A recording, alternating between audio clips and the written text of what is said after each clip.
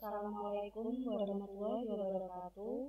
Nama saya Neni Anggraini Setiawati dengan NIM 13519100033. Saya dari kelas A119 ingin menyampaikan tentang bakteri untuk memenuhi tugas mikrobiologi teori. Bakteri merupakan mikroorganisme atau mikroba. Berikut ini adalah gambar dari bakteri. Mikroorganisme atau mikroba adalah organisme hidup yang berukuran sangat kecil dan hanya bisa diamati dengan bantuan mikroskop. Mikroorganisme atau mikroba ini bersifat mikroskopis.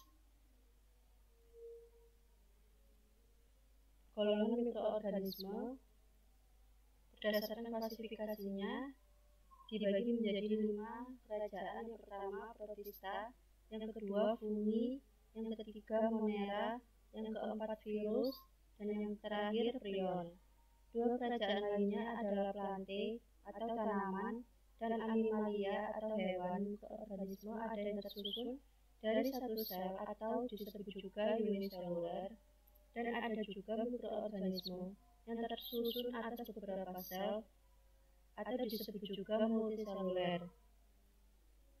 Berikut ini adalah gambar dari roti yang membusuk atau sudah basi dikarenakan jamur.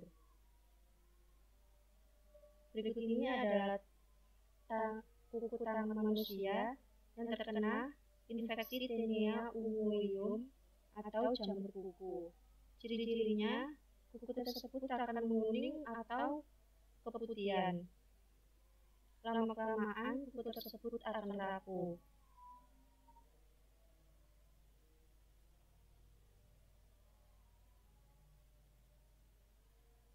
Sekarang kita belajar tentang bakteriologi. Bakteriologi memiliki pengertian yakni ilmu yang mempelajari bakteri, tentang kehidupan dan klasifikasi bakteri, interaksi antar sel bakteri, cara kerja sel bakteri, struktur anatomi sel, tanggapan atau respon bakteri terhadap perubahan pada lingkungan hidupnya. Tujuannya, pengobatan, ilmu pangan dan gizi, pertanian dan industri.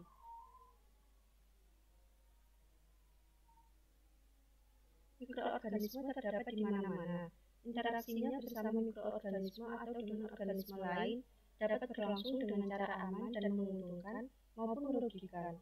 Mikroorganisme juga sering diasosiasikan dengan penyakit-penyakit infeksi atau pembusukan makanan. Dalam keterangan ini, saya sudah menjelaskan di slide sebelumnya, yakni roti ini mengalami pembusukan dikarenakan jamur. Kita kembali ke slide yang tadi. Namun mayoritas mikroorganisme justru memberikan kontribusi bagi keseimbangan ekosistem lingkungan hidup, khususnya bagi kesejahteraan umat manusia. Sebagian kecil organisme bersifat patogen. Mikroorganisme alami yang hidup di dalam tubuh manusia disebut mikroorganisme normal atau flora normal. Meskipun flora normal ini tidak patogen dalam keadaan tertentu, ia bisa menjadi patogen dan menimbulkan penyakit infeksi. Pengertian bakteri. Bakteri adalah sel prokariotik yang memiliki ukuran sangat kecil, berdiameter antara 0,2 sampai 3 mm, sedangkan yang berbentuk batang berukuran 0,5 sampai 15 mm. 3 bentuk dasar bakteri yakni bulat atau coccus, batang atau bacillus, dan spiral. Bakteri umumnya berbentuk satu sel atau sel tunggal atau uniseluler. Tidak mempunyai klorofil, berkembang biak dengan pembelahan sel atau biner. Karena tidak mempunyai klorofil, bakteri hidup sebagai jasad yang saprofitik ataupun sebagai jasad yang parasitik. Tempat hidupnya tersebar di mana-mana, yakni di udara, di dalam tanah, di dalam air, pada bahan-bahan, pada tanaman, ataupun pada tubuh manusia atau hewan.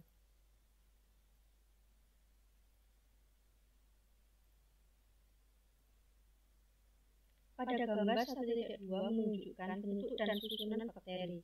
Bentuk bakteri ditentukan oleh dinding selnya. Pada umumnya, bakteri berbentuk fokus bisa tersusun membentuk pasangan diplokoki. Kelompok yang terdiri dari 4 sel disebut tetrad. Kelompok yang terdiri dari 8 sel disebut sardina. Rantai streptokoki dan bergerombol seperti anggur disebut stafilokoki.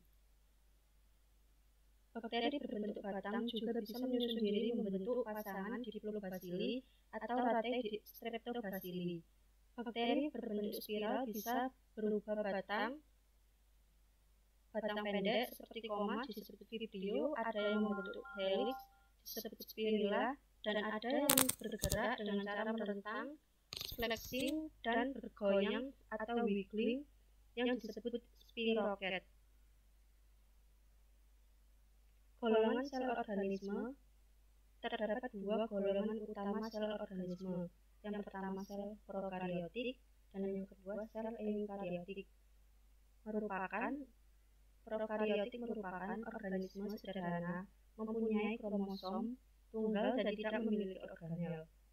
Tidak mempunyai membran inti, tidak ada batas tegas antara inti sel dan sitoplasma sel. Eukariotik merupakan organisme kompleks, mempunyai kromosom lebih dari 1, memiliki organel-organel yang lengkap, mempunyai membran inti, sehingga ada batas tegas antara inti sel dan sitoplasmanya. Diambil dari sumber slideshare.net, diunduh pada tanggal 7 Agustus 2017. Sel prokariotik dan sel eukariotik. Kedua tipe sel secara kimiawi adalah serupa, yakni sama-sama memiliki asam nukleat, protein, lipid, dan karbohidrat. Kedua tipe sel tersebut juga menggunakan reaksi kimia yang sama untuk memetabolisme makanan, membentuk protein, dan menyimpan energi. Sel prokariotik dan sel eukariotik. Sel prokariotik secara struktural lebih sederhana dan hanya ditemukan pada organisme bersel satu dan berkoloni, yakni bakteri dan archaea. Dapat dikatakan sel prokariotik sebagai suatu molekul yang dikelilingi oleh membran dan dinding sel karena tidak mempunyai organel sel, tetapi mempunyai sistem membran dalam dinding selnya. Suatu sel prokariotik terdiri atas DNA, sitoplasma, dan suatu struktur permukaan termasuk membran, plasma, dan komponen dinding sel, kapsul, dan lapisan lendir atau cell layer. Sel eukariotik mengandung organel seperti nukleus, mitokondria, kloroplas, retikulum endoplasma atau RE, badan Golgi, lisosom, vakuola, peroksisom, dan lain-lain. Organel dan komponen lain berada pada sitosol yang bersama dengan nukleus disebut protoplasma. Struktur dasar bakteri. Struktur dasar dimiliki oleh hampir semua jenis bakteri, meliputi dinding sel, membran plasma, sitoplasma, ribosom, DNA, dan granula penyimpanan, sedangkan struktur tambahan hanya dimiliki oleh jenis tertentu. Struktur ini meliputi kapsul, flagellum, pili, fibria, kromosom, vakuola, gas, dan endospora. Fungsi dinding sel memberi perlindungan terhadap protoplasma, berperan penting dalam perkembangbiakan sel, sebagai pertahanan bakteri agar dapat bertahan hidup dalam lingkungannya. Fungsi membran plasma, transport bahan makanan secara selektif, mengatur keluar masuknya zat-zat, pembentukan dinding pemisah.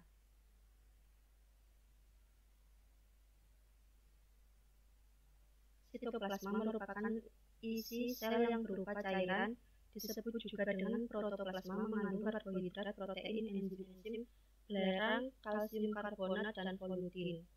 Komponennya meliputi inti sel, ribosom, granula sitoplasma atau granula,